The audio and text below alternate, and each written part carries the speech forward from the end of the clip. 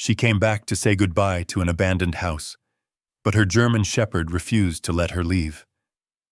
30 years had turned the old farmhouse into little more than weathered wood, broken windows, and fading memories. Marian believed she had returned for one last look before the county erased it forever. But the moment her German shepherd stopped beneath the staircase and refused to move, the silence inside that forgotten house began to feel less like the end of a story, and more like something that had been waiting all along. If you had one chance to return to a place that changed your life forever, would you go back? Or leave the past where it is? Tell me what you'd choose. The envelope arrived on a Tuesday morning, tucked between a grocery flyer and a utility bill. Marian Holloway almost threw it away. The return address read Ash Creek County Office, Missouri, a name she hadn't spoken aloud in years.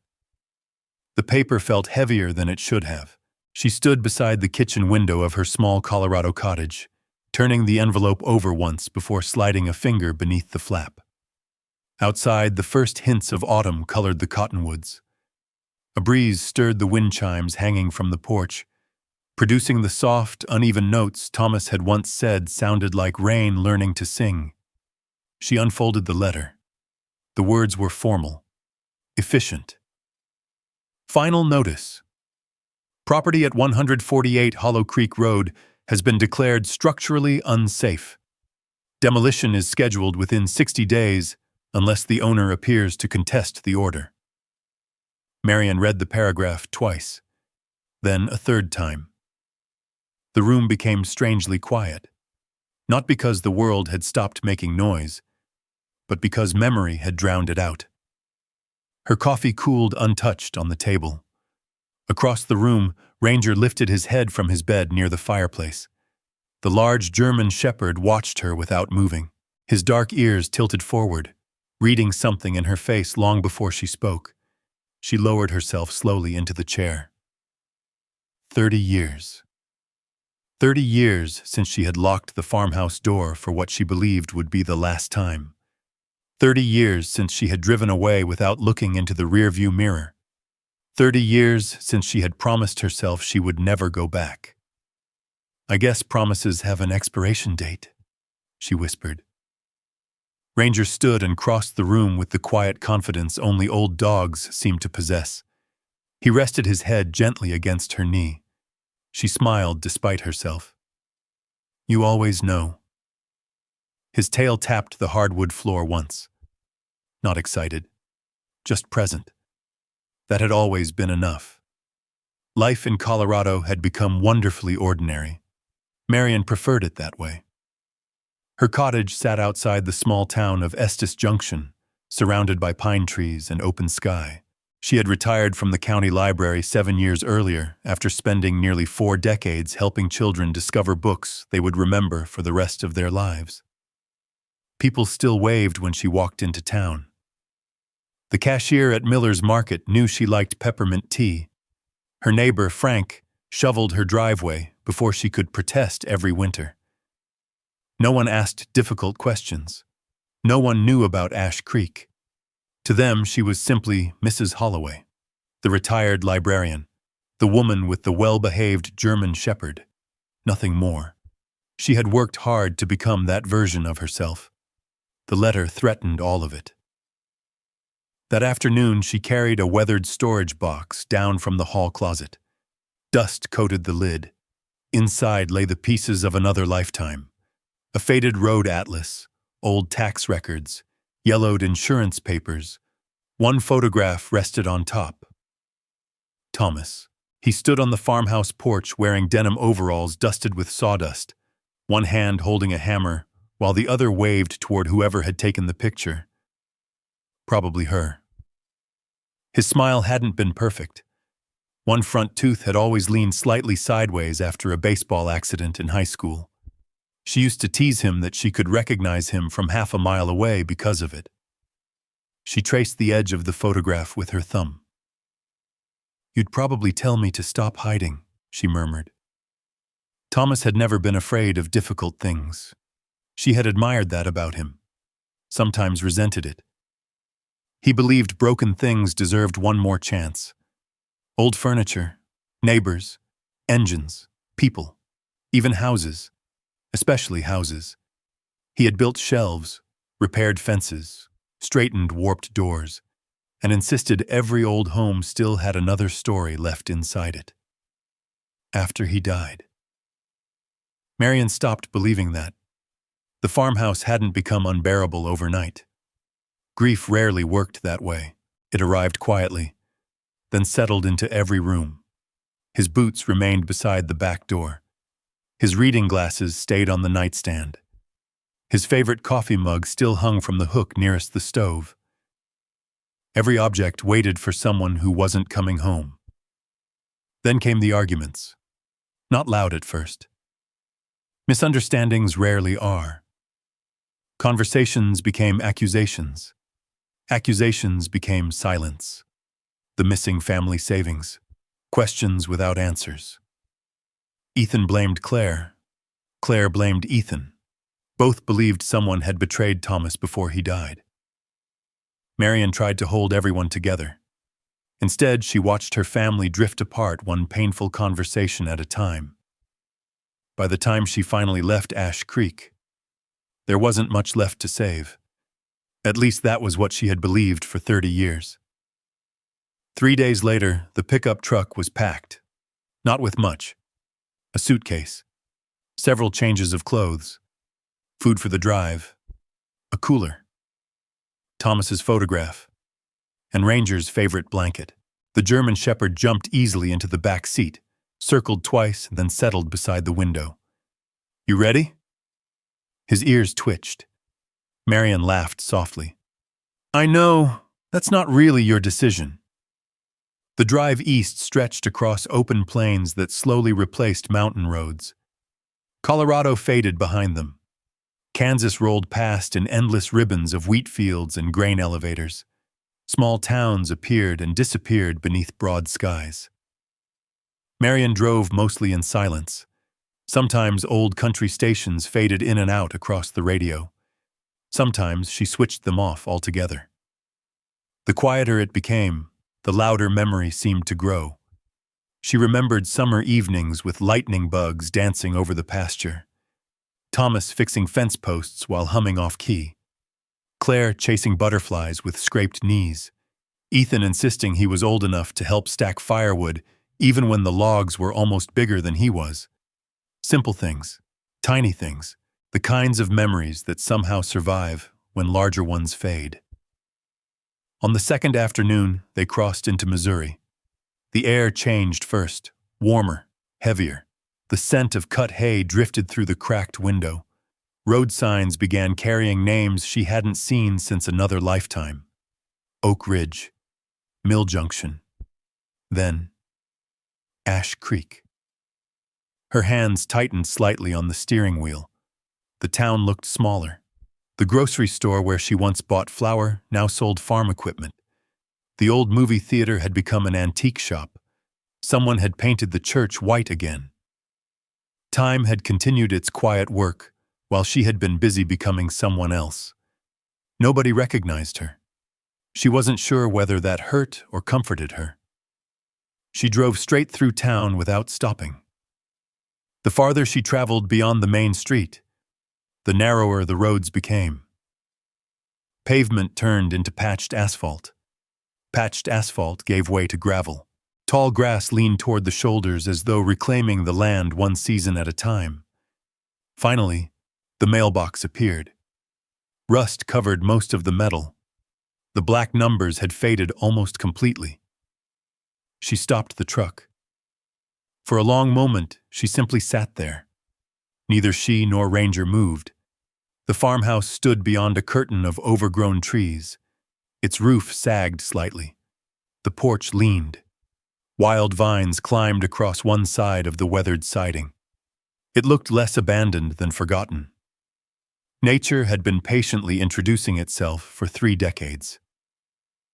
Marian stepped out first. The gravel crunched beneath her boots. She closed the truck door quietly. Ranger jumped down beside her. Usually he waited for permission before wandering. This time he didn't. He stood perfectly still. Every muscle tightened. His ears rose. His eyes fixed on the old farmhouse. Not the porch, not the yard, the house itself. A low breath escaped him. Not a growl, not fear. Something closer to intense concentration. Marian followed his gaze. "What is it, boy?" Ranger didn't look at her. He took 3 slow steps toward the property. Stopped again. The breeze shifted through the weeds. Somewhere an old screen door tapped softly against its frame. Once. Twice. Then silence. Marian felt an unexpected chill despite the warm afternoon. The house hadn't welcomed her back. It simply waited. And for reasons she couldn't explain. Ranger seemed to know that before she did. He remained perfectly still, staring toward the farmhouse as if listening to something too quiet for human ears. Marian waited. The breeze carried the dry rustle of weeds brushing against one another. Somewhere beyond the property, a mourning dove called from the top of an old cottonwood. Otherwise, the afternoon rested in complete silence. "Come on," she said gently. Ranger glanced at her only long enough to make sure she was following. Then he walked forward. Not quickly, not nervously, purposefully. The narrow path leading to the house had disappeared beneath waist-high grass and wild blackberry vines.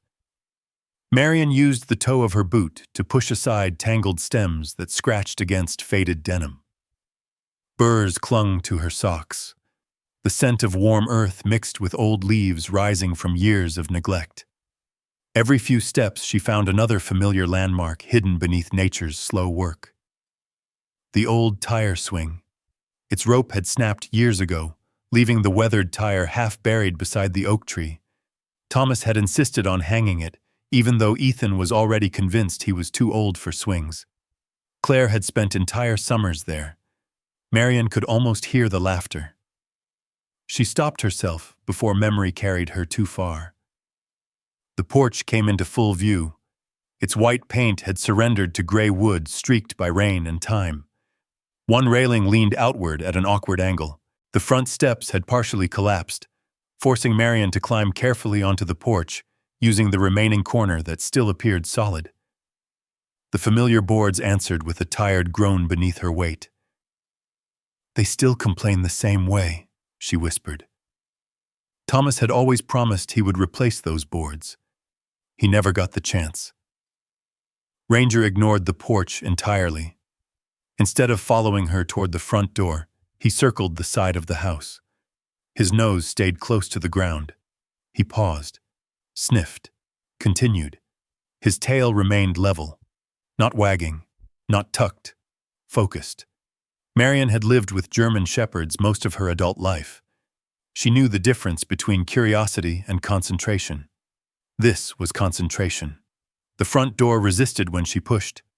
The swollen wood scraped against the warped frame before finally giving way with a long, aching creak. The smell reached her first. Not simply mildew. There was damp plaster, old cedar beams, dust, mouse nests, the faint metallic scent of rust.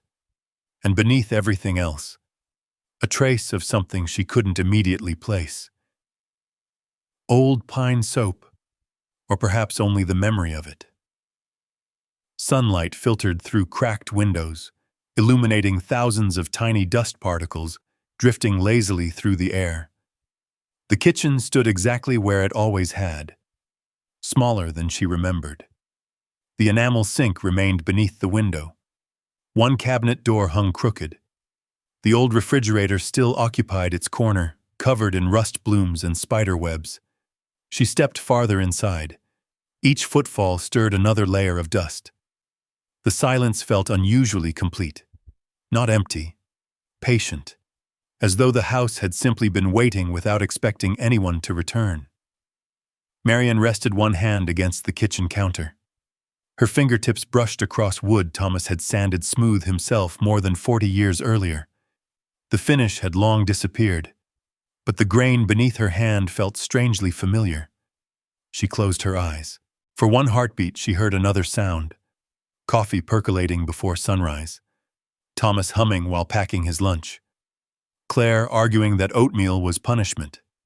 Ethan asking if he could skip school because the creek looked perfect for fishing.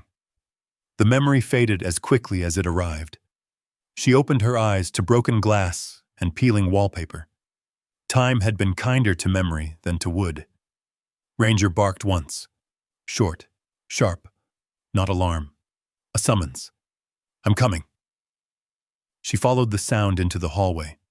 The wallpaper still wore faded blue flowers she had chosen during the summer of 1978. Most of it had peeled away in long, curling strips, exposing older layers beneath. One doorway caught her attention. Pencil marks. Dozens of them. Different heights. Different dates.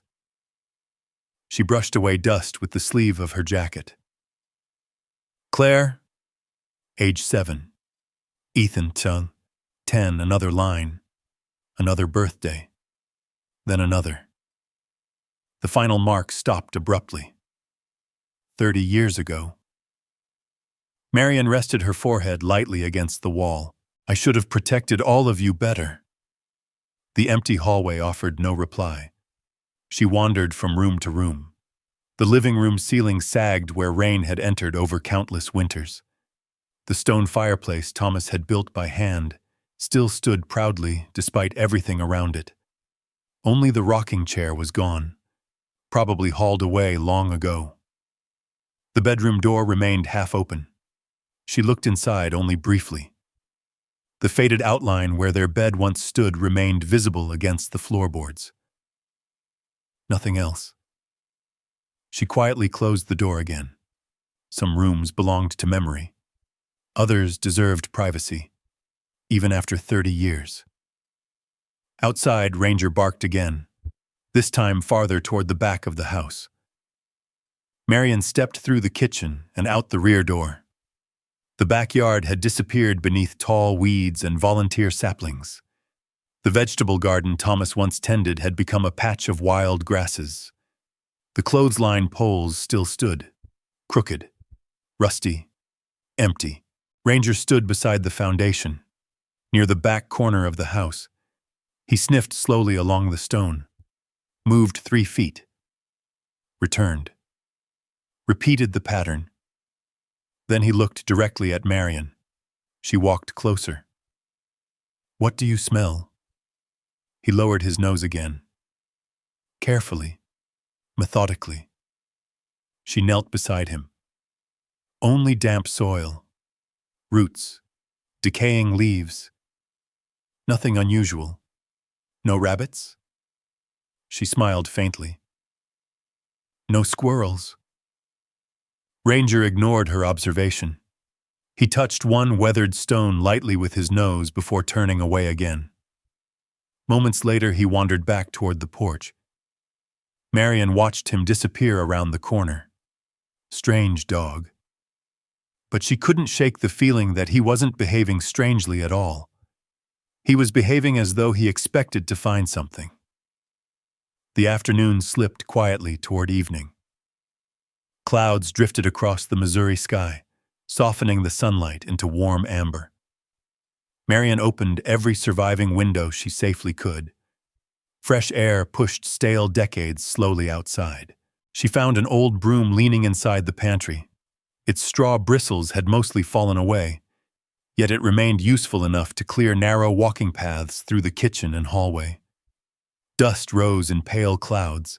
Spiderwebs stretched across corners like forgotten lace. She worked slowly, not because she intended to restore the farmhouse, only because it felt wrong to leave it exactly as she had found it.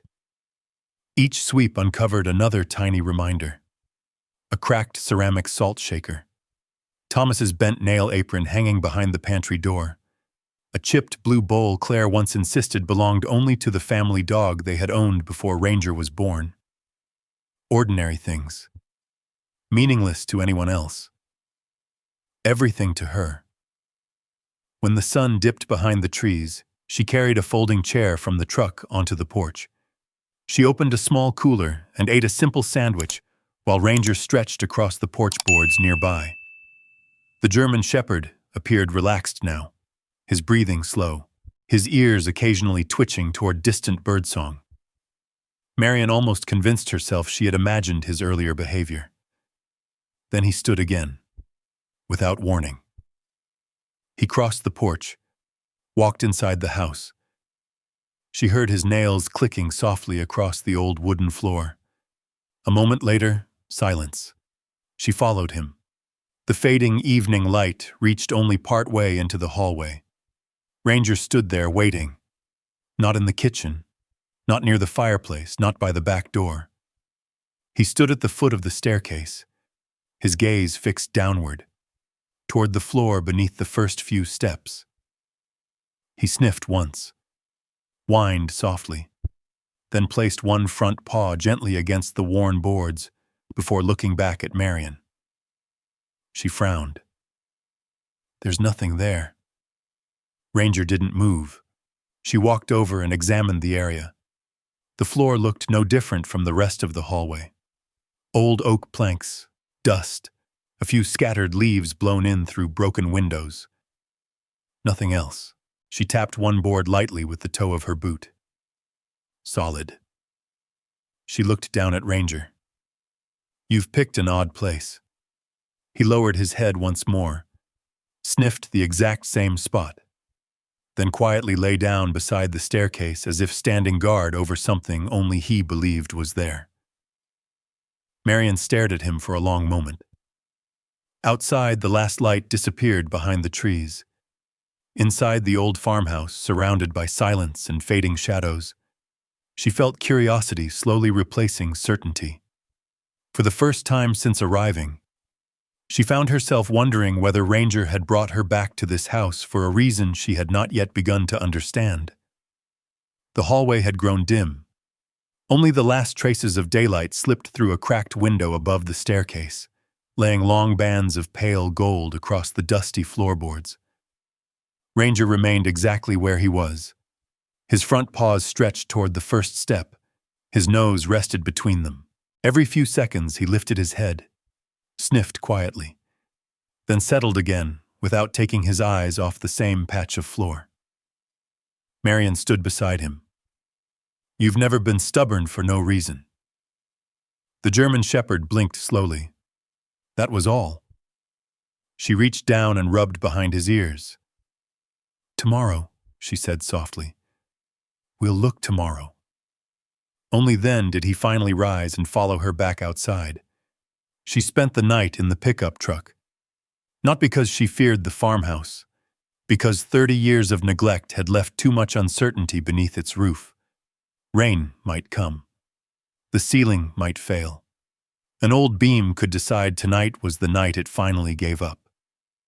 She reclined the driver's seat, wrapped herself in a quilt she always carried for road trips, and listened to Missouri after dark. Crickets, tree frogs, wind brushing through dry grass. Once, somewhere beyond the pasture, a coyote called into the night. Ranger slept curled across the back seat, though every now and then one ear lifted toward the farmhouse. Near dawn, Marian woke without knowing why. The sky beyond the windshield glowed deep blue before sunrise. She looked toward the house. It stood exactly as it had the evening before. Silent, patient, waiting. Morning arrived cool and bright. Mist drifted low across the abandoned pasture before disappearing beneath the warming sun. Marian brewed coffee on a small camping stove beside the truck. The smell instantly reminded her of Thomas. He always insisted coffee tasted better outdoors. She had argued with him for 40 years. She had never convinced him otherwise. She smiled despite herself. I still think you're wrong.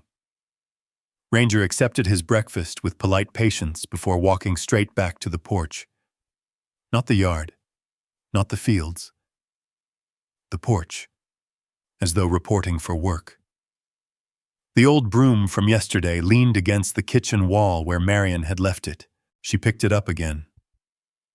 I'm not sure why I'm cleaning. The empty house answered only with quiet. She worked room by room, not thoroughly, just enough to uncover what time had buried beneath layers of dust. The hallway revealed old oak flooring that still held a warm honey color where sunlight reached it. The kitchen slowly regained its shape beneath years of neglect. Every sweep seemed to uncover another forgotten piece of ordinary life. A rusted cookie cutter shaped like a star. A cracked wooden spoon worn smooth by decades of cooking. A faded grocery receipt tucked beneath one cabinet. $2.18. Whole milk, flour, coffee, eggs. The receipt was dated 3 weeks before Thomas died. She folded it carefully and slipped it into her pocket without fully understanding why. Near noon, she entered what had once been Thomas's workshop. The workbench remained beneath the dusty window. Most of the tools were gone, either taken or stolen long ago. Only one object remained exactly where he had left it: his carpenter's ruler. Made of folding maple sections joined with brass hinges, she picked it up. The hinges still opened with a satisfying click. Thomas had carried that ruler every working day for almost 30 years. He used to joke that he trusted it more than tape measures because wood didn't lie. She laughed quietly. "You and your sayings." Without thinking, she folded the ruler shut exactly the way he always had. Muscle memory. 30 years old. Still alive. She tucked it gently into her bag. Ranger barked once. Not urgently, simply announcing himself.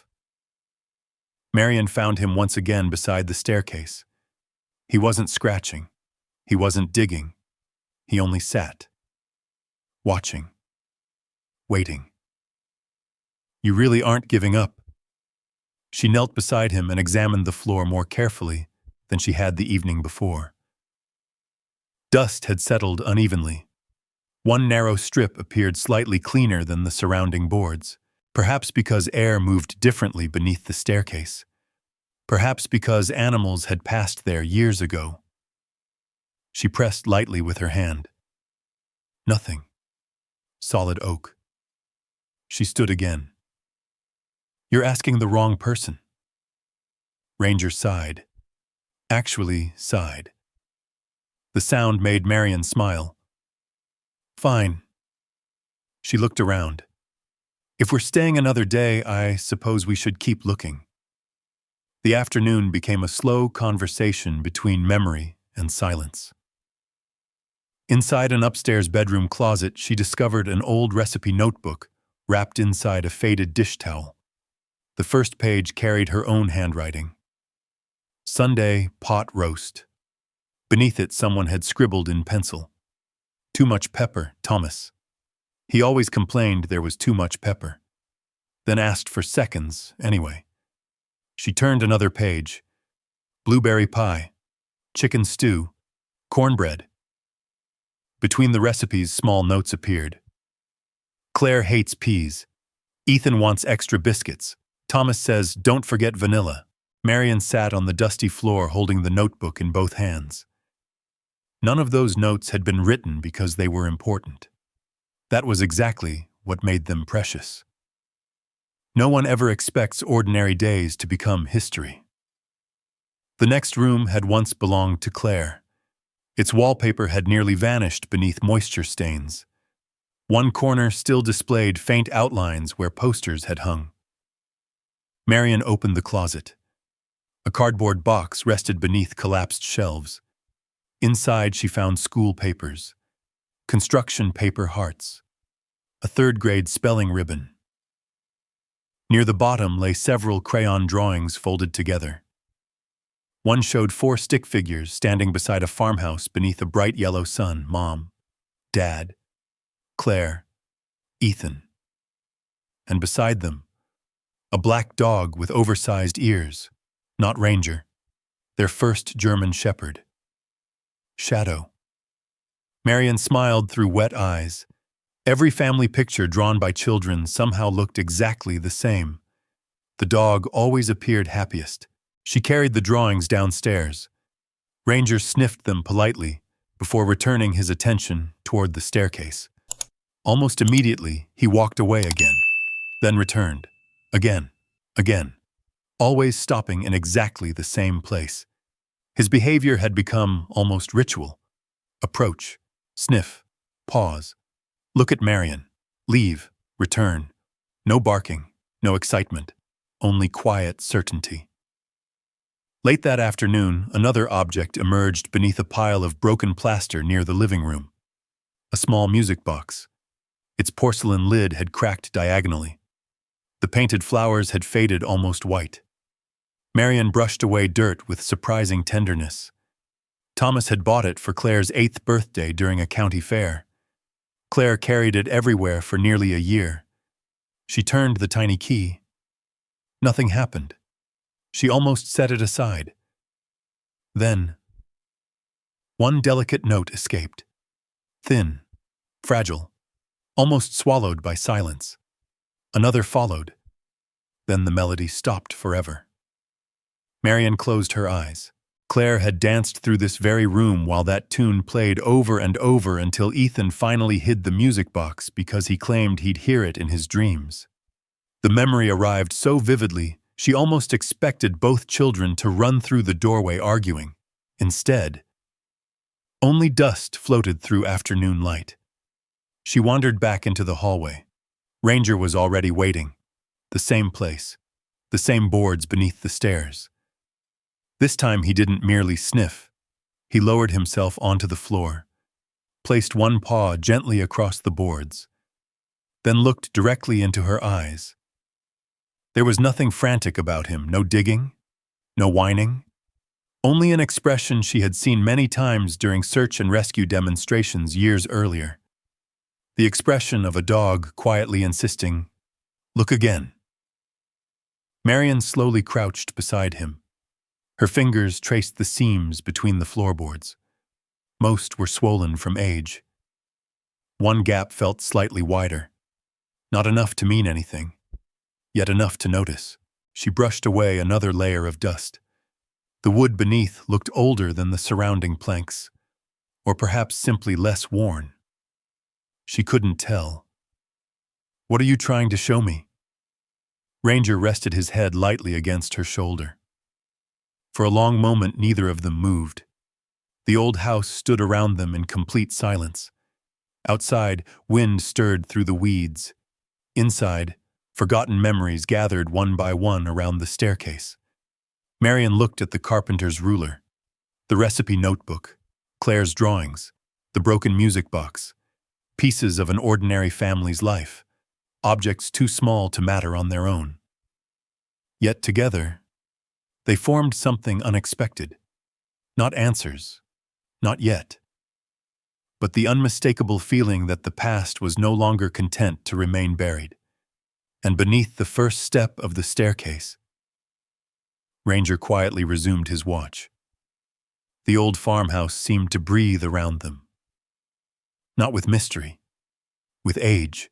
The wind found its way through loose window frames, carrying the smell of dry grass and distant cedar.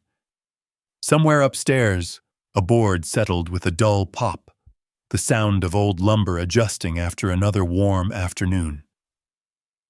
Marian remained crouched beside Ranger. She ran her fingertips across the floor one more time.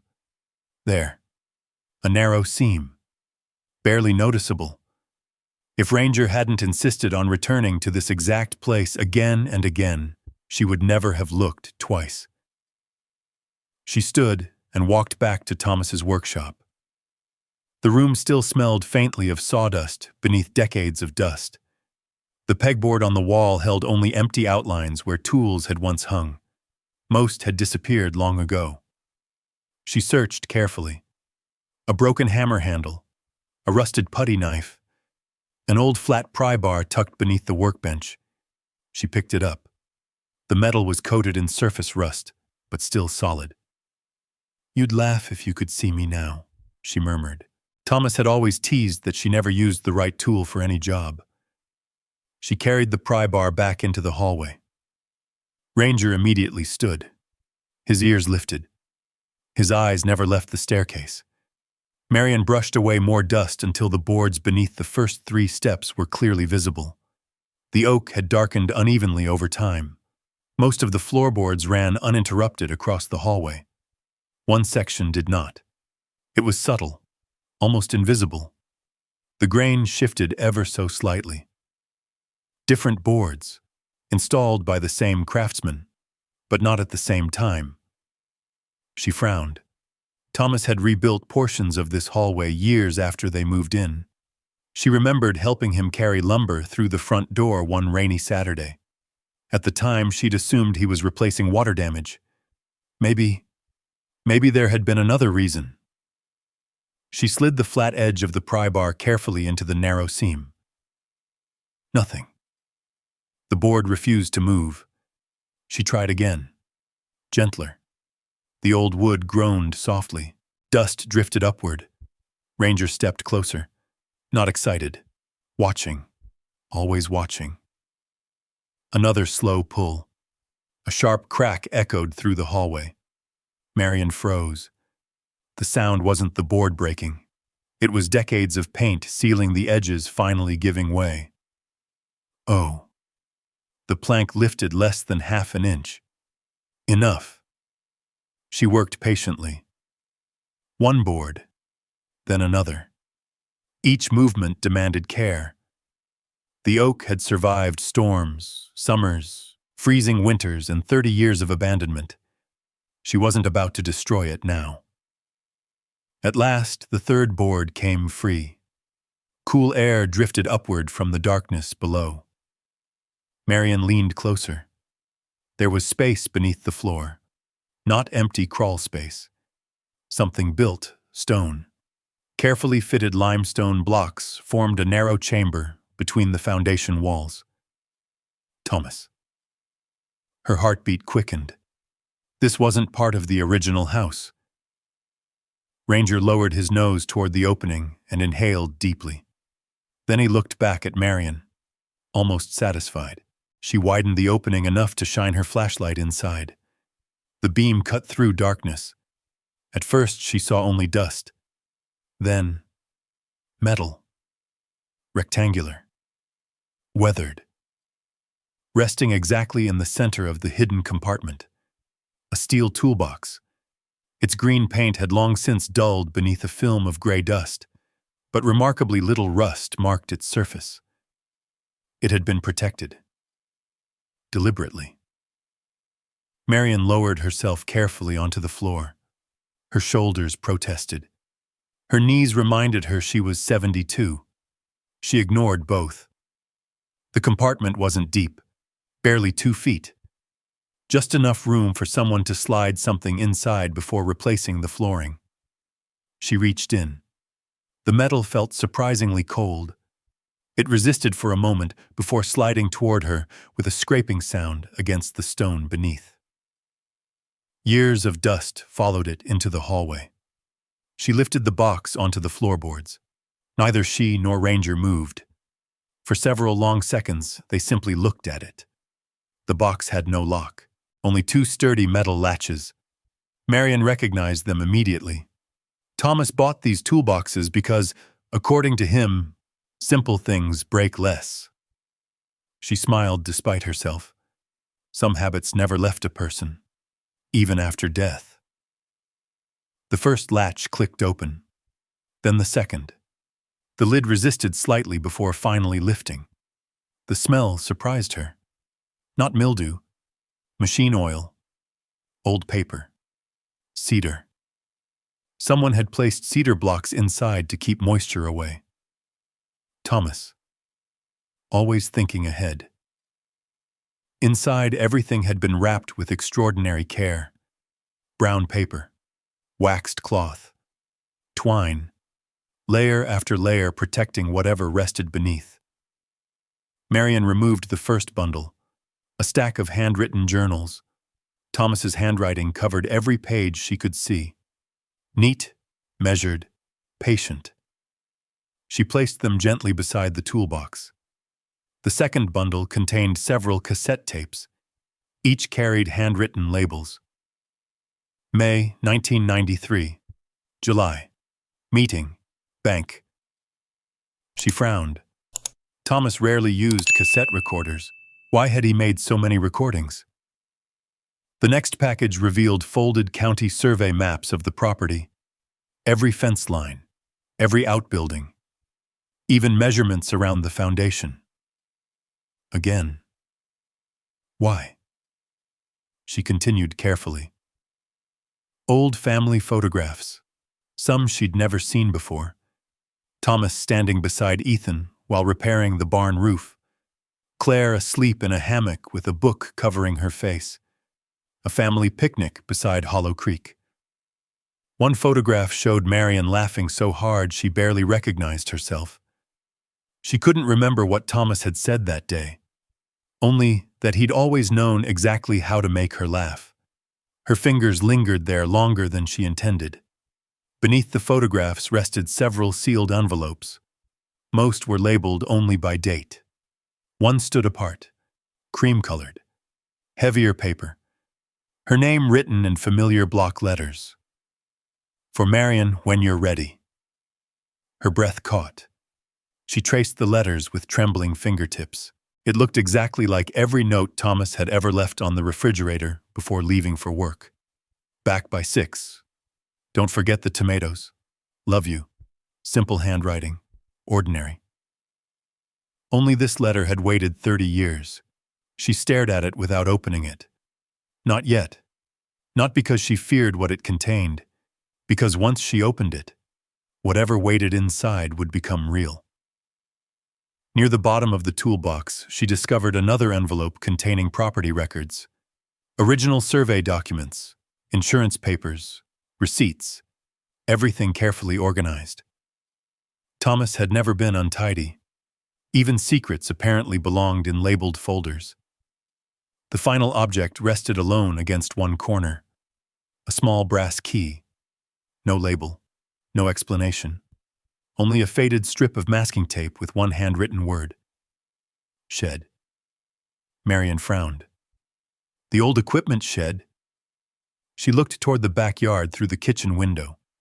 The shed still stood beyond the overgrown garden, leaning slightly, half hidden beneath climbing vines. She slipped the tiny key into her jacket pocket without another thought. There would be time later. The afternoon sunlight had shifted across the hallway floor by the time Marian finally sat back against the wall. The open toolbox rested before her, like a doorway into another lifetime. Ranger quietly lay beside her, his work finished. He placed one paw across her boot. She smiled weakly. I suppose this is what you've been trying to tell me. He blinked once, then closed his eyes, satisfied. Marian looked once more at the unopened envelope bearing her name. 30 years. 30 years she had believed this house contained nothing except painful memories. Now she understood. Thomas hadn't simply repaired the hallway. He had hidden something. Not from her. For her. She gathered every item carefully. The journals, the tapes, the photographs, the maps, the envelopes. She wrapped them again in the same waxed cloth Thomas had used all those years ago. Nothing would leave her sight now. As evening settled over the farmhouse, golden light streamed through the cracked hallway window, illuminating floating dust that looked almost like tiny stars suspended in the quiet air.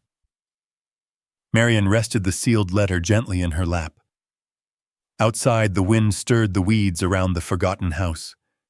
Inside, 30 years of silence had finally begun to speak. Marian did not open the letter immediately. She carried the toolbox into the kitchen and cleared a corner of the old table with slow, careful movements. Dust floated through the fading sunlight. Ranger settled beneath the window, his head resting across his front paws, watching every movement without making a sound. The house felt different now. Not less lonely, simply less empty. She lit a camping lantern and placed it in the center of the table. Its warm glow softened the worn wood and pushed back the gathering shadows. Only then did she slide a finger beneath the flap of the envelope. The paper crackled with age. Inside was a single folded letter. Thomas's handwriting filled both sides of the page. "My dearest Marian, if you're reading this, then Ranger, or whatever stubborn dog has found his way into your life, has probably done what I always hoped someone would eventually do." Marian stopped. A small laugh escaped her before she could stop it. "You'd have liked him," she whispered toward the empty room. Ranger lifted one ear. She continued reading. "I don't know when you'll come back, maybe in a year, maybe never. But if you do, I need you to know one thing before you read anything else. You were never responsible for what happened to this family." The words blurred. Marian removed her glasses and wiped her eyes before continuing. "I should have told you sooner that something wasn't right. I saw pieces that didn't fit, but I kept convincing myself there had to be a reasonable explanation. By the time I realized there wasn't, I was already too sick to finish what I'd started. Everything I've collected is here. Please don't blame yourself anymore. Love always, Thomas." Marian lowered the letter. For years, she had replayed the final months of Thomas's life. Every conversation, every argument, every unanswered question. She had convinced herself there must have been something she should have noticed, something she should have prevented. Now the man who knew her better than anyone had written exactly the opposite. She folded the letter carefully. Not away, just enough to place it beside her. The first journal was dated nearly 11 months before Thomas died. Its pages were filled with ordinary entries at first. Repairs around the farm, weather observations, feed deliveries, the cost of lumber, the kind of notes Thomas always kept. Then the writing changed. One entry had been underlined twice. "Savings account balance doesn't match my ledger." Another, "Bank statement says withdrawal I don't remember making." Another, "Need to ask Harold about bookkeeping error." Marian frowned. Harold Mercer, their accountant. He had managed taxes for half the town. Thomas trusted him completely. Everyone did. She turned another page. "Harold says the bank made a mistake." The next week's entry read differently. "Bank says no mistake." Another, "Something isn't right." Marian leaned back slowly. She remembered those weeks. Thomas becoming unusually quiet. She had assumed it was because of the treatments. He had never wanted her to worry. Perhaps he hadn't wanted to worry her then either. She opened the second journal. The handwriting had grown slightly less steady. Thomas's illness was advancing by then. Even so, every page remained organized. Names, dates, account numbers, questions. There were no accusations, only observations. One sentence appeared several times. "Verify before believing." That sounded exactly like Thomas. He had never rushed to conclusions. He measured twice, cut once. The habit extended beyond woodworking. Marian reached for the stack of financial papers. Receipts, deposit slips, copies of checks. Everything was arranged chronologically. Thomas had marked several items with small pencil stars. One receipt showed a transfer she didn't recognize. Another referenced a certificate of deposit that neither of them had ever discussed. She searched her memory. Nothing. Had she signed it? Had Thomas? The paperwork suggested neither. She wasn't an accountant. But after 30 years working in libraries, she knew how to organize information. She spread every document across the kitchen table. Patterns slowly appeared. Dates lined up. Withdrawals repeated.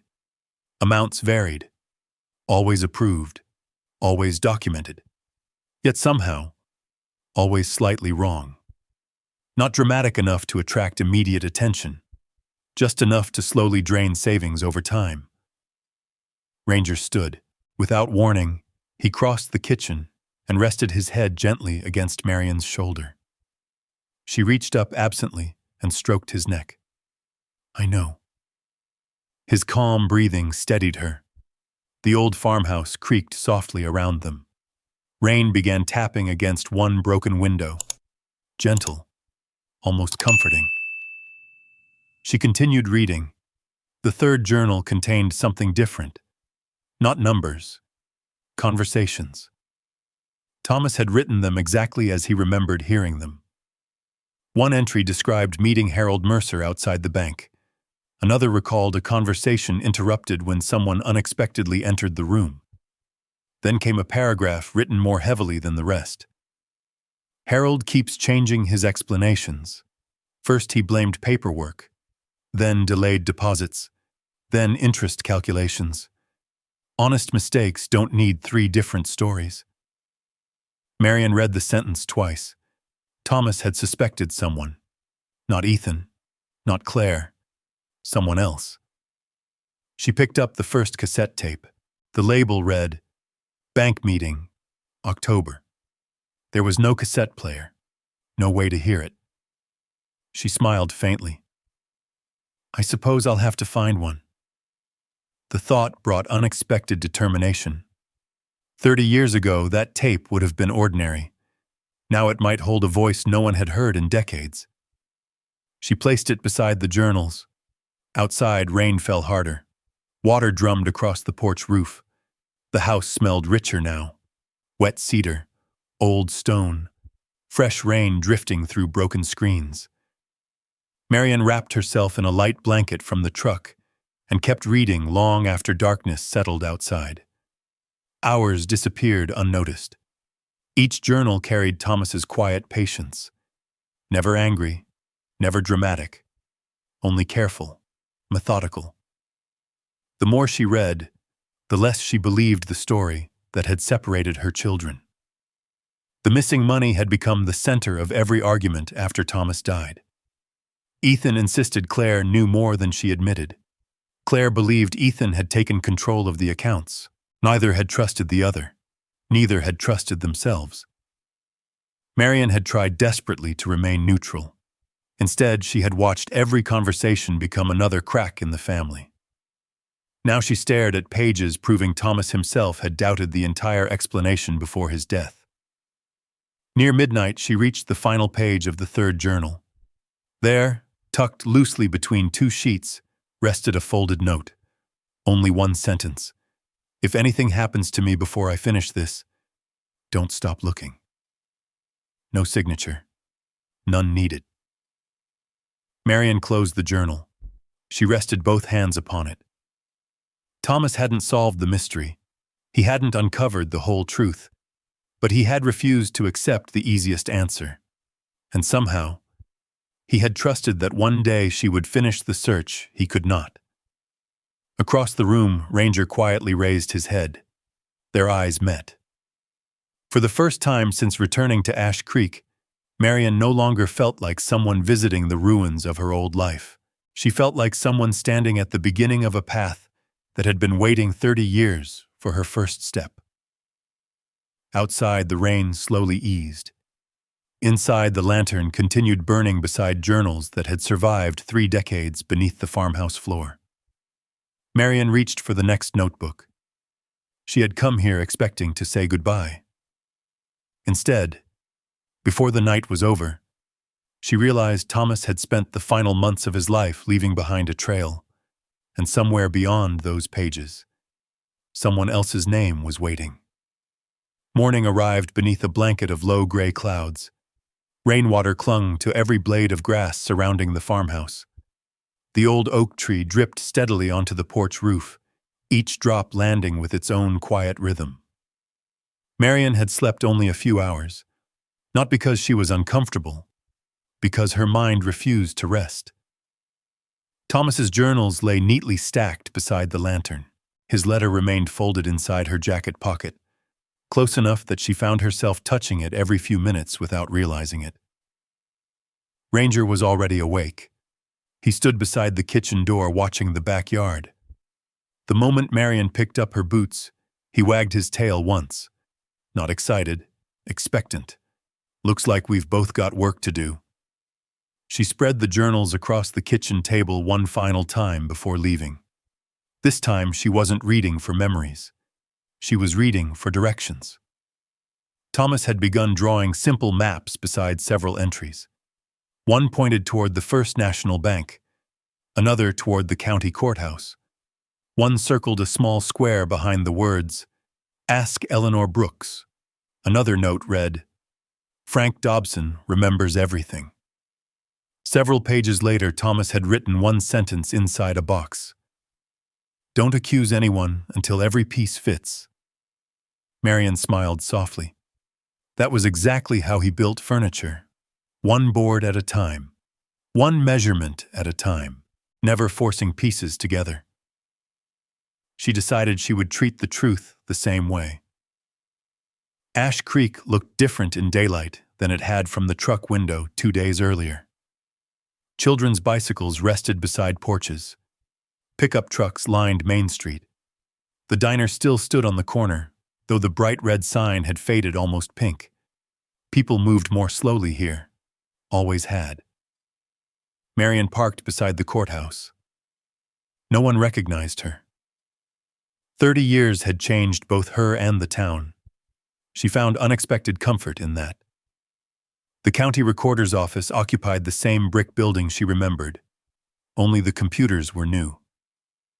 Behind the front counter sat a woman with silver hair gathered into a loose bun. She wore reading glasses hanging from a chain around her neck. "Can I help you?" Marian hesitated. "I'm looking for someone who used to work here." The woman smiled politely. "That depends how long ago, Eleanor Brooks." Recognition immediately crossed the woman's face. "My mother." Marian blinked. "She retired 15 years ago." The woman studied Marian for another moment. "You knew her?" "We weren't close." Marian smiled gently. "But my husband trusted her." The woman nodded toward a framed photograph hanging behind the counter. "My mother lives over on Cedar Lane now. 90 years old last spring." She wrote an address on a small notepad. "If this is important, mornings are usually best." Marian accepted the paper. "Thank you." Eleanor Brooks answered her own door. She moved slowly with the help of a polished oak cane, but her blue eyes remained surprisingly sharp. For several seconds, she simply stared. Then something changed. Good heavens. Her voice barely rose above a whisper. "Marian Holloway?" Marian smiled. "It's been a long time." Eleanor reached forward with both hands. "I thought you'd never come back." Those words settled heavily between them. Inside, the house smelled of cinnamon and old books. Family photographs covered nearly every wall. Eleanor poured tea into mismatched china cups before either woman spoke again. "I heard about Thomas," she said quietly. "I was sorry." "So was I." Silence lingered comfortably. Then Marian removed one of Thomas's journals. "I think he was trying to understand something before he died." Eleanor adjusted her glasses. She slowly turned several pages, then stopped. "I remember this." She pointed toward one entry describing irregular property tax payments. "Thomas came to see me twice." "What did he ask?" "He wanted copies of land records." "Why?" "He didn't say." Eleanor leaned back. "But he asked whether anyone besides your family had legal access to your financial filings." Marian frowned. "Could they?" "Not legally." Eleanor paused. "But your accountant handled several authorization forms." "Harold Mercer." The same name appeared again. As Marian prepared to leave, Eleanor touched her sleeve. There was something else. She looked toward the window as though searching 30 years into the past. Thomas wasn't angry. He wasn't?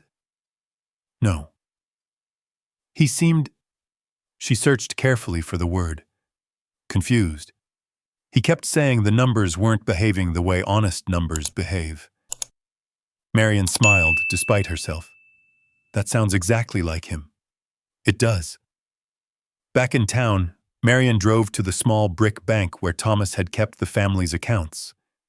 The building looked almost unchanged. Even the brass handrail beside the front steps remained. Inside, only one employee appeared old enough to remember her. His name tag read, Walter Gaines. He studied her for a long moment. "You look familiar. My husband was Thomas Holloway." Recognition slowly spread across his face. "The carpenter." Marian nodded. "We banked here." Walter removed his glasses. "I remember." His voice softened. "He was one of the good ones." Marian explained only enough to ask her question. "Do you remember Harold Mercer?" Walter sighed. "Everybody remembers Harold. He retired years ago." "Was he respected?" For a long time, Walter looked toward the empty lobby before lowering his voice. Then strange things started surfacing. What kind of things? Mostly paperwork that never quite balanced. No proof, just questions. He frowned thoughtfully. "I always thought Thomas was asking the right questions." "Did you tell him?" Walter shook his head slowly. "I didn't know enough. I wish I had." Outside the bank, Ranger suddenly stopped walking. His ears lifted. Instead of returning toward the truck, he pulled gently on the leash. Marian followed. The German shepherd led her along the side street, past an old hardware store, past a vacant feed mill, then toward the edge of town where an abandoned grain elevator overlooked empty fields. Only after several minutes did he stop. Not beside the elevator, beside a weathered sign pointing toward Hollow Creek Road. The road home. Marian laughed quietly. "You think we're done here?" Ranger wagged once. The drive back felt different, not because she had answers.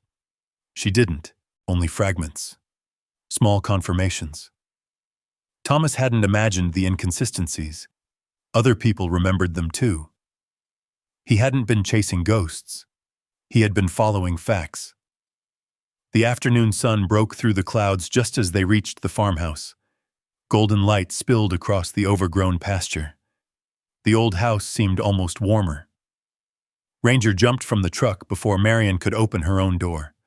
But instead of heading for the staircase this time, he ran behind the house, fast, purposefully. Marian hurried after him. "Ranger!" The German shepherd disappeared through shoulder-high weeds. She found him standing beside the leaning equipment shed Thomas had built during their second summer on the farm. The roof sagged. One door hung crooked. Poison ivy climbed the rear wall. Ranger stood before the entrance, completely still. His nose rested against the weathered wood. Then he looked back at Marian. Only then did she remember the tiny brass key, the one lying safely inside her jacket pocket. The piece of masking tape. One handwritten word. Shed. Slowly, almost without breathing, she reached into her pocket. The brass key felt unexpectedly warm in her hand. She looked from the key to Ranger, then to the forgotten building Thomas had quietly marked all those years ago. Whatever waited inside, he had wanted her to find it next.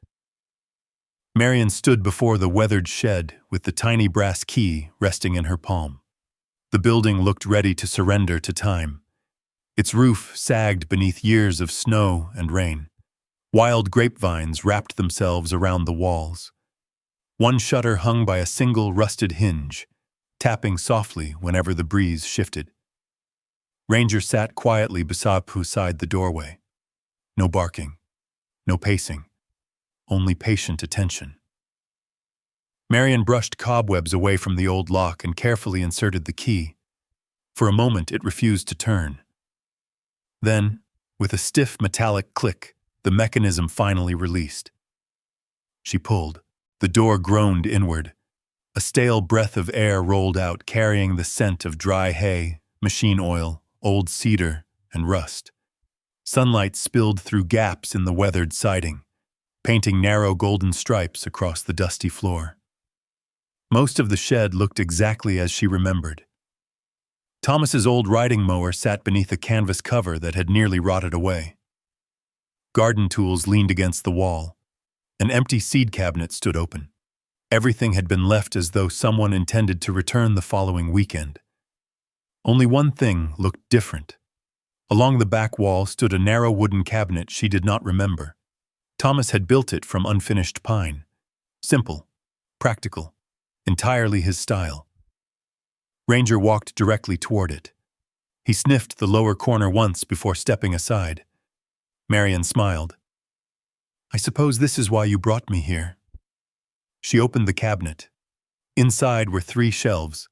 Most held ordinary items. A box of fence staples, old bolts sorted into glass jars, a carpenter's square. Then she noticed a shallow drawer hidden beneath the bottom shelf. She pulled it open. Inside lay a thick manila envelope sealed with brown tape.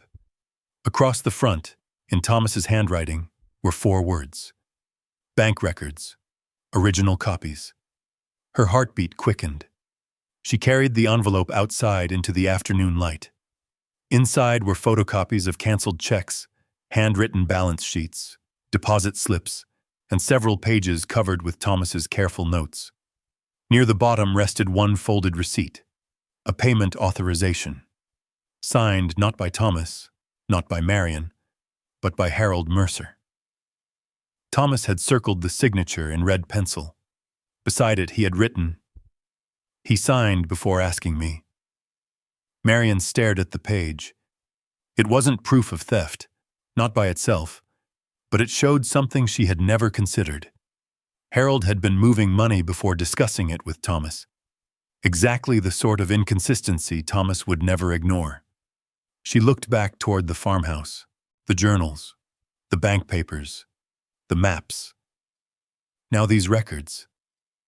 Every piece pointed in the same direction. None pointed toward Ethan. None pointed toward Claire. For 30 years, both children had blamed each other while the evidence quietly waited beneath the floor and inside an old shed. Ranger nudged her hand gently. She folded the papers with great care. "It's time." That evening, Marian sat alone at the kitchen table. The farmhouse was silent except for the ticking of rainwater dripping from the porch roof after a brief shower. 2 names were written on a sheet of paper. Ethan Holloway. Claire Holloway Bennett. 2 telephone numbers she had copied from an online directory before leaving Colorado. She had carried them for days. She had not been brave enough to use them, not until now. She stared at Ethan's number first. Her thumb hovered over the phone. The line rang 4 times. 5. Then a man's voice answered. "Hello?" Marian closed her eyes. She would have known that voice anywhere. Older, lower, but unmistakably her son's. Ethan. Silence. "Mom?" His voice cracked on the single word. Neither spoke for several long seconds. "I heard," Ethan finally began. "I heard somebody saw your truck in Ash Creek. I'm here." Another silence. "I never thought you'd come back." "I didn't either." He laughed softly. It wasn't happy, only surprised. "How are you?" The question sounded awkward coming from a son who had not spoken to his mother in years. Marian answered honestly, "I'm tired." "I imagine you are." She looked across the kitchen toward Thomas's journals. "I found something." "What kind of something?" "Your father's papers." The line became completely quiet. Finally, Ethan spoke. "I've wondered for years if Dad left anything." "He did." "What is it?" "I don't think this is a conversation we should have over the phone." Ethan took a slow breath. "You want me to come home?" "I'd like that." Another pause. I don't know if Claire will. I haven't called her yet. I haven't spoken to her in 28 years. I know. I blamed her. I know. I was wrong? Marian looked down at the scattered papers covering the table. I think both of you deserve to hear what your father discovered. Ethan didn't answer immediately. When he finally spoke, his voice sounded very different. Quieter. When? As soon as you can. I'll come. The call ended gently. No dramatic apologies. No tears. Just one promise. It was enough. Calling Claire proved harder. The first call went unanswered. So did the second. Marian almost gave up. Then, just before sunset, the phone rang. Unknown number. She answered. Hello, I have 3 missed calls from Missouri. Claire's voice carried the careful distance of someone accustomed to protecting herself. Mom? Hello, sweetheart. The old nickname escaped before Marian could stop it. Claire didn't interrupt. Didn't correct her. Didn't hang up. I wasn't sure this was really your number. It is. I heard... Claire hesitated. I heard you went back. I did. Why? To say goodbye. And? Marian looked toward the hidden compartment beneath the staircase. I couldn't. Claire waited. I found your father's journals. The silence that followed felt even longer than the one with Ethan. Finally, Claire whispered, I've dreamed about that house. So have I. I thought Dad destroyed all the records. So did I. He didn't? No. Another pause. Then one quiet question. Does Ethan know I called him? Claire sighed. I don't know if I can sit in the same room with him. I understand, but I believe your father wanted both of you there. She heard Claire crying very softly. Not loudly, not dramatically. The kind of tears that come from old exhaustion. I spent half my life believing he stole everything. I know, I don't even remember how we started believing it. Marian closed her eyes. Neither do I. Claire took a long breath. If I come, you don't have to decide anything.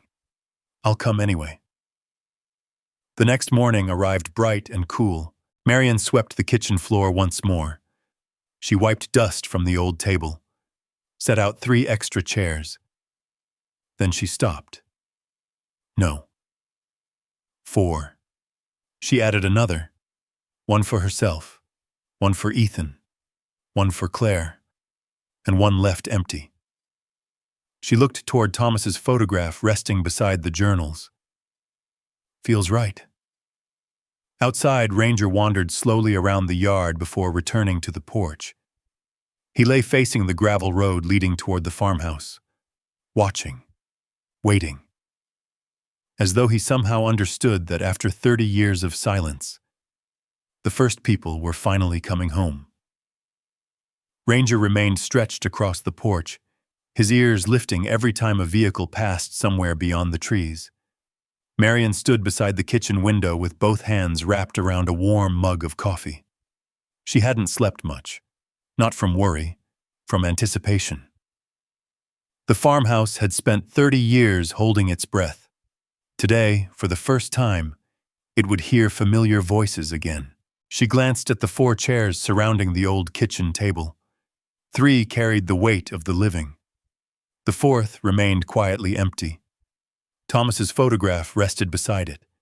Outside, gravel crunched beneath approaching tires. Ranger stood instantly. His tail remained still, his posture alert but relaxed. A blue pickup rolled slowly into the yard. The engine shut off. For several long moments, nobody stepped out. Finally, the driver's door opened. Ethan climbed down first. He was 63 now, broad-shouldered like his father, though age had bent him slightly forward. His dark hair had surrendered almost completely to gray, and deep lines framed eyes that looked tired long before this morning. He stared at the farmhouse without moving. "So it's still standing," he murmured. Marian walked onto the porch. For a second, she saw the little boy who had once raced barefoot through this same yard, carrying fishing poles far too large for him. Then the moment disappeared. "Hello, Ethan." He looked toward her. His eyes filled almost immediately. "Hi, Mom." Neither of them knew whether to hug. After a hesitant moment, Marian closed the distance herself. The embrace was brief, awkward, gentle. It felt less like repairing 30 years than acknowledging them. "I'm glad you came. I almost turned around twice." "I know." He smiled sadly. "I figured you probably did too." She nodded. "I did." They stood together looking at the farmhouse. Neither spoke. Words could wait. Another engine approached less than 20 minutes later. A silver SUV stopped beside Ethan's truck. Claire remained inside for nearly a full minute. Ranger quietly walked toward her vehicle before anyone else moved. When Claire finally opened the door, the German Shepherd simply sat beside her, waiting. Claire laughed softly through nervous tears. "Well," she reached down cautiously. "I guess someone approves." Ranger leaned gently into her hand. "Nothing more." Claire scratched behind his ears. "I've always liked dogs more than people anyway." Marian heard the old humor beneath the sadness. It was the first glimpse of the daughter she remembered.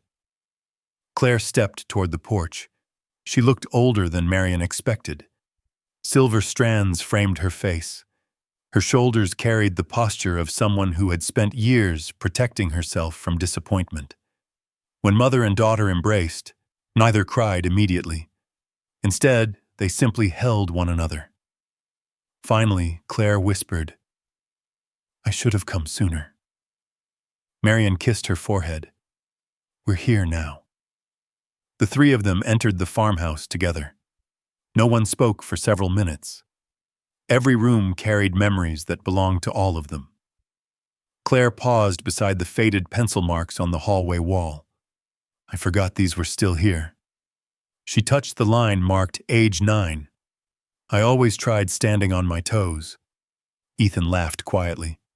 "You cheated every birthday." "You noticed?" "I noticed everything."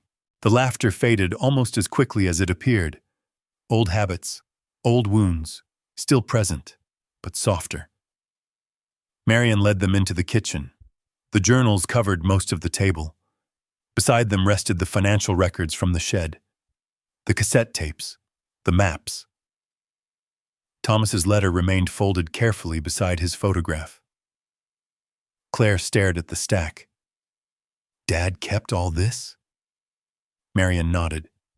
He was trying to understand what happened. Ethan slowly pulled out a chair. "I spent years wishing he'd written something." He did. Marian slid the first journal toward him. Read. The room grew quiet except for pages turning. Neither Ethan nor Claire interrupted. Thomas's handwriting spoke in his place. Questions. Dates. Observations. No accusations.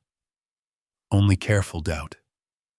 After nearly 20 minutes, Ethan stopped reading. He never blamed Claire. Claire looked up sharply. "What?" "He never wrote your name." She reached for another journal herself. Neither did she find Ethan's. Instead, she found page after page examining bank records, signatures, balances, and conversations with Harold Mercer. Claire looked confused. "I thought..." "So did I." Marian unfolded one of the copied authorization forms Thomas had hidden inside the shed. She laid it beside the journal. "There." Ethan adjusted his glasses. Harold Mercer's signature appeared clearly beneath the transaction approval. Claire frowned. "Dad wrote, She read aloud. Signature completed before customer approval requested. The room fell silent again. Marian reached into the toolbox and removed another packet Thomas had labeled simply correspondence.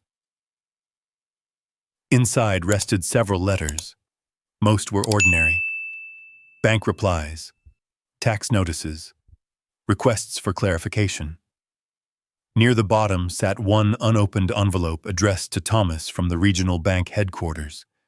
The seal had already been broken years ago. Inside was a typed response. Thomas had underlined several paragraphs. The letter explained that irregular transfers had been discovered during an internal review. Because Harold Mercer handled multiple client accounts under power of attorney agreements, the bank believed additional documentation would soon resolve the discrepancies. No accusations, no conclusions, only concern. Claire looked at Ethan. You never saw this? No. You? No. She slowly lowered the letter. For 30 years. Nobody finished the sentence. Marian reached for another journal. I think your father knew he was running out of time. She opened to one page marked with a strip of blue cloth. Thomas's handwriting appeared weaker there, more uneven, yet every word remained clear. The easiest answer is usually the loudest one. The correct answer is usually the quietest. Don't let grief choose for you. Ethan closed his eyes. I accused Claire the week after Dad's funeral. Claire nodded slowly. I accused you first. I know. I really believed you emptied the account. I believed the same about you. Neither raised their voices. Neither defended themselves. Time had worn away the anger. Only sadness remained. Marian carefully lifted one final folder. This is why I asked both of you to come. Inside rested a detailed comparison Thomas had assembled from canceled checks, deposit records, and handwritten ledgers. Every discrepancy followed one pattern, always involving Harold Mercer, always during periods when Thomas had been hospitalized, always while Marian stayed at his bedside. Thomas had drawn arrows connecting transaction after transaction. Beside the final page, he had written one sentence. Someone is stealing from us while we're looking somewhere else. Claire slowly covered her mouth. Oh my God. Ethan leaned back heavily in his chair. I wasted 30 years. No, Marian answered quietly. We all did. The final piece arrived unexpectedly. Inside one of the folders, Marian discovered a folded note she hadn't noticed before. Attached was the business card of retired mechanic Leonard Pike. Thomas had written, Leonard saw Harold loading boxes into his truck after the bank closed. Talk to him. Claire frowned. Leonard's still alive. You know that? He lives outside Benton. Ethan nodded. I repaired his roof 3 years ago. They looked at one another. For the first time in decades, not as opponents, as people working toward the same answer. Marian watched quietly. Something inside the room had changed. Not completely, not yet. But enough. Enough for Ethan to slide another journal across the table toward Claire without hesitation. Enough for Claire to accept it. Enough for both of them to begin reading together instead of separately. Outside, Ranger rested beneath the porch steps, the afternoon breeze moving gently through his coat. The old farmhouse, once filled with suspicion and silence, now echoed with the quiet sound of pages turning. The truth had not erased 30 years of pain, but it had finally pointed away from the people who had spent 3 decades blaming one another. And for the first time since Thomas Holloway's death, the family was searching in the same direction. The change was almost too quiet to notice. No dramatic apologies, no sudden embrace. Just 3 people sitting around an old kitchen table, reading the same pages instead of arguing over different memories. Outside, Ranger slept beneath the porch, one ear lifting whenever a bird landed in the oak tree. The afternoon sunlight drifted slowly across the worn floorboards. For years, this house had echoed with absence. Now it held voices again. Not loud voices, gentle ones. The kind that belonged to people who were finally beginning to listen. Ethan closed the last journal and looked around the kitchen. I can't believe Dad carried all of this by himself. Marian folded Thomas's letter carefully. He didn't want us fighting. Claire stared toward the cracked window over the sink. He knew we already were. No one disagreed. The silence that followed felt different from the silences of 30 years earlier. Back then, silence had separated them. Now it allowed each of them to think. Late that afternoon, Ethan wandered onto the porch, carrying a toolbox from his truck. He knelt beside the loose railing. The wood shifted beneath his hands. Instinctively, he reached into the box. Hammer, level, new screws. Marian watched from the doorway. What are you doing? He shrugged. I nearly fell coming up these steps. So? A faint smile crossed his face. I'd rather not fall tomorrow. She laughed. The sound surprised all three of them. It had been years since laughter had visited this porch. Claire stepped outside moments later carrying work gloves she had found inside her SUV. If you're fixing the porch, she looked toward the overgrown flower beds. Someone ought to rescue whatever's left of Mom's garden. Marian stared at her. You don't have to. I know.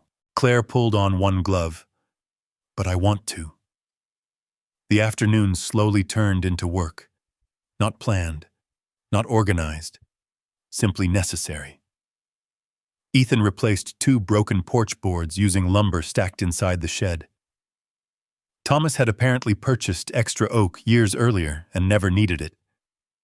Claire cut back vines that had swallowed the front walkway. She uncovered the old stone border surrounding Marian's flower beds. Most of the flowers were gone. A few stubborn daylilies had survived beneath the weeds. Marian knelt beside them. I planted these before Ethan graduated high school. Claire brushed dirt from one bloom they remembered. So did you. Claire smiled softly. I guess I did. Ranger moved quietly between them all afternoon. Sometimes he followed Ethan into the shed. Sometimes he lay beside Claire while she worked in the garden. Occasionally he wandered inside the farmhouse to check the hallway beneath the staircase before returning outside. His work there seemed finished. Now he simply stayed close to whoever needed company. At one point, Ethan paused beside him. You know, he scratched behind Ranger's ears. You're the smartest one in this family. Ranger leaned happily against his leg. Claire laughed. I don't think that's a very high bar. Even Ethan laughed at that. The next morning began earlier than anyone expected. Marian woke to the unmistakable sound of sawing. She stepped onto the porch with her coffee. Ethan already stood on a ladder replacing a section of loose fascia beneath the roof. You've been up for hours. He nodded. Couldn't sleep. Thinking? Mostly measuring. Like Dad. He smiled without looking down. I was hoping you wouldn't notice. Claire had driven into town before sunrise. She returned with cleaning supplies, trash bags, fresh work gloves, and sandwiches from the diner on Main Street. The elderly waitress had recognized the Holloway name immediately. She remembered us? Marian asked. Claire nodded. She packed an extra pie. What for? Claire smiled. She said your husband never left without buying one. Marian looked away for a moment. Thomas had loved apple pie almost as much as he loved pretending he didn't. The farmhouse slowly changed, not because anyone intended a full restoration, because each repaired corner encouraged another. Broken glass disappeared from the floors. The living room ceiling was temporarily braced until proper repairs could be arranged. Windows opened for the first time in decades. Fresh autumn air moved through every room carrying the scent of dry leaves and distant hayfields. Dust gave way to sunlight. Silence gave way to conversation. Sometimes they worked for an hour without speaking. Sometimes stories surfaced naturally. Claire found an old marble beneath the pantry cabinet. Ethan lost this. I did not. You absolutely did. I was 6. You cried. I did not cry. You absolutely cried. Marian smiled into her coffee. You both cried. That settled the matter. On the third afternoon, while organizing Thomas's papers into labeled folders, Marian noticed something unexpected. Neither Ethan nor Claire argued over the documents. Instead, they carefully compared notes, dates, receipts, journal entries. They built a timeline together across the dining room table. When one remembered a detail from childhood, the other added another piece. Memories that had once contradicted each other suddenly fit together, like boards finally aligned after years of warping. Claire pointed toward one bank statement. Dad was in the hospital that week. Ethan nodded. I remember. I stayed overnight with Mom, and I was the one who picked up Dad's truck. Neither had remembered those details until now. Together, they remembered both. That evening, the three of them sat on the porch watching the sun disappear behind Hollow Creek. The sky glowed orange before fading into lavender. Crickets slowly replaced birdsong. Ranger stretched across the top step, one paw hanging over the edge. Claire broke the silence first. I kept telling people I didn't have a brother. Ethan looked down. I told people the same thing. I'm sorry. So am I. No speeches followed. None were needed. 30 years could not disappear in a single sunset. But they no longer seemed impossible to cross. Several days later, the farmhouse no longer looked abandoned. It looked cared for. The roof still needed replacing. Paint still peeled from the siding. The barn still leaned dangerously. But curtains hung once more in the kitchen after Claire washed and repaired them. The porch no longer sagged beneath every step. The front gate opened without scraping the ground. Even the mailbox stood upright again after Ethan reset its post in fresh concrete. Neighbors driving past began slowing down. A few waved. One elderly couple stopped simply to welcome Marian home. News traveled quickly in Ash Creek, especially good news. On Saturday morning, Marian found Ranger lying beneath the old maple tree overlooking the house. He watched Ethan repairing the fence. Claire knelt nearby, transplanting flowers rescued from the overgrown garden. The sound of hammers mixed with birds singing in the branches above. For a long while, Marian simply stood there, not working, watching. Thomas had once told her that a house wasn't really alive because of walls or windows. It lived because people kept returning to it. She understood those words differently now. The hidden compartment beneath the staircase had revealed far more than old papers. It had quietly returned a family to the place where they had stopped being one. Marian looked toward Thomas's photograph resting inside the farmhouse. The porch he had built was full again. The garden he had loved was blooming again. The children he had feared losing forever were working side by side beneath the same autumn sky. Ranger lifted his head and looked back at Marian. His tail thumped once against the grass. She smiled. Yes, boy. The farmhouse wasn't finished. Neither were they. But for the first time in 30 years, both had begun healing together. Summer slowly gave way to early autumn. The farmhouse no longer looked forgotten. Fresh white paint covered the porch railings Ethan had rebuilt. New shingles caught the morning sunlight where rain had once poured through the roof. Claire's flower beds stretched beneath the front windows in bright rows of daylilies, black-eyed Susans, lavender, and white daisies. The old mailbox stood straight beside the road again, its faded numbers carefully repainted by Ethan one quiet afternoon. The place had not become perfect. Thomas would have smiled at that. He used to say a home wasn't supposed to look perfect. It was supposed to look lived in. For the first time in decades, it did.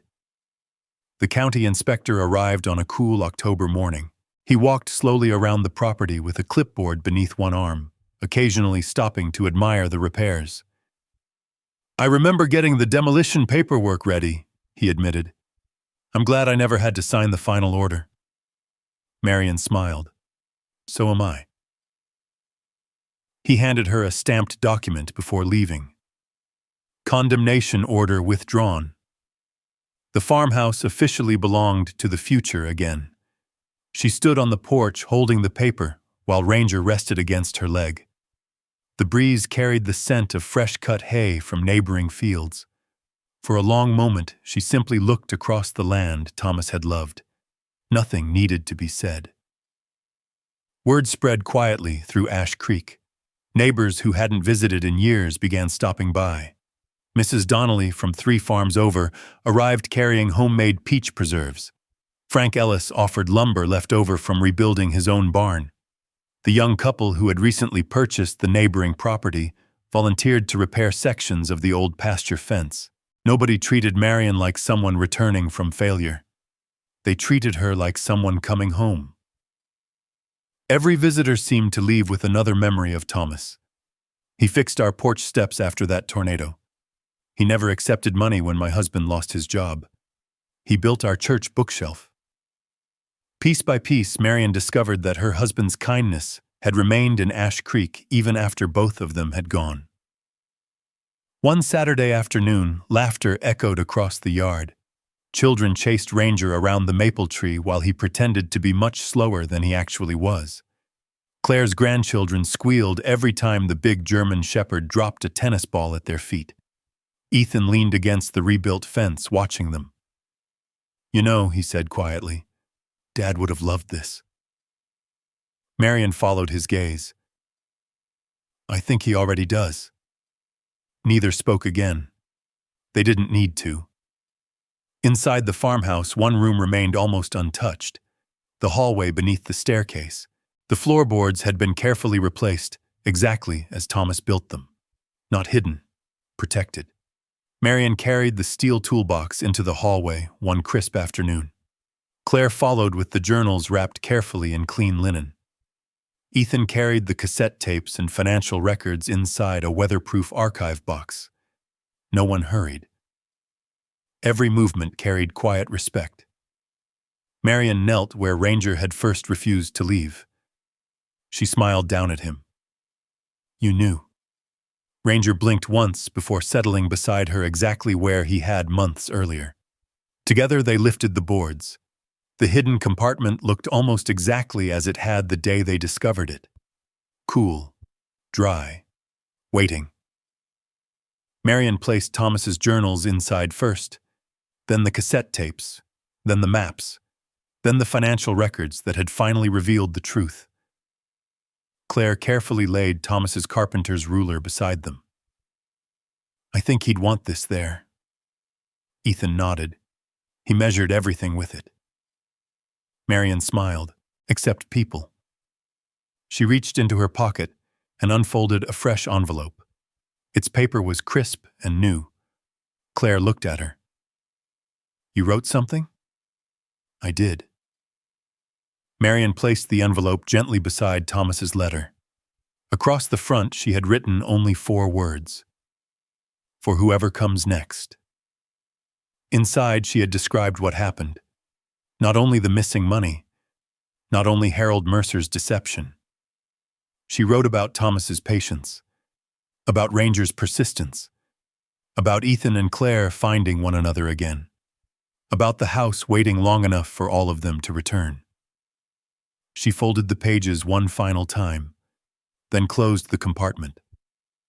The boards settled back into place, almost invisible once again. Exactly as Thomas intended. That evening, the family gathered on the porch. A long wooden table stretched across one side beneath strings of warm lights Ethan had installed. Neighbors filled folding chairs.